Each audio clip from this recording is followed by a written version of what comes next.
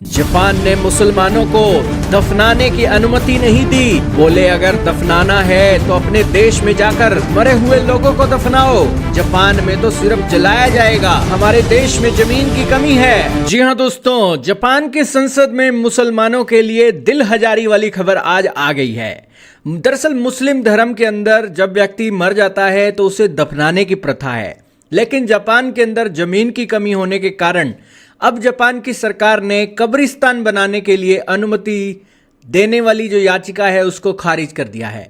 दरअसल जापान के अंदर मुसलमानों की संख्या बढ़ती जा रही है और उनकी आबादी 2 लाख तक पहुंच गई है, लेकिन जापान में जो अंतिम संस्कार है वो एक जलाकर किया जाता है। वहां के जो देश हैं बौद्ध धर्म और शिंटो धर्म के गहरे प्रभाव के अंदर हैं, जिस कारण से वहां पर जलाने की परंपरा है। और वहां पर जो एक कब्रिस्तान है या फिर शमशान घाट है, वहां पर इस तरीके की प्रथा नहीं की जाती है। लेकिन इस्लाम धर्म में शवों का दाह संस्कार वर्जित है और मृत व्यक्तियों को दफनाना अनिवार्य बोला गया है, जिसके बाद मुस्लिम लोग जापान के अंदर इस बात को लेकर लड़ रहे हैं कि उन्हें अनुमति दी जाए कब्रिस्तान बनाने की। लेकिन अब जापान की एमपी आई हैं जिनका नाम है मिजुहो उमीरो। उन्होंने मुसलमानों की ये डिमांड को ये कहते हुए रिजेक्ट कर दिया कि जापान के 99% आबादी जो है वो मृत शवों को जलाने का काम करती है, इसीलिए हम आपको ये अनुमति नहीं दे सकते। जापान की सरकार ने ये पॉलिसी लागू कर दी है कि वो विदेशी वर्करों को अपनी जमीन में एंट्री तो देंगे,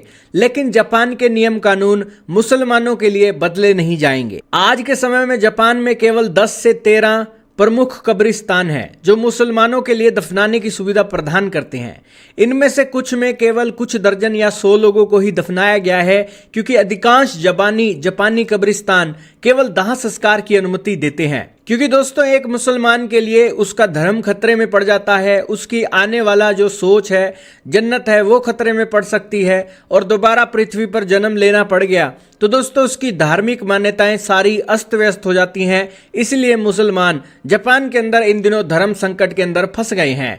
दरअसल मुसलमानों की जो एक धार्मिक किताब है कुरान, उसमें पैगंबर मोहम्मद ने स्पष्ट रूप से आदेश दिया है कि मृत शरीर का सम्मान किया जाए और उसे दफनाया जाए।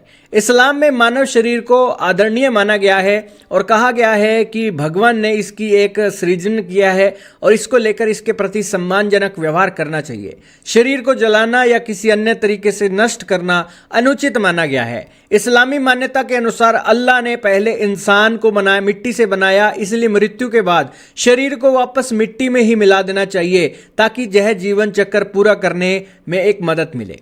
और बताया गया है कि इस्लाम में मान्यता है कि जब यौम क़यामत, आखिरी दिन क़यामत का दिन होगा, उस समय जो मृत लोग अपनी कब्रों में पड़े हुए हैं वो कब्रों से उठ जाएंगे। ऐसी मान्यता मुस्लिम धर्म के अंदर मानी जाती है।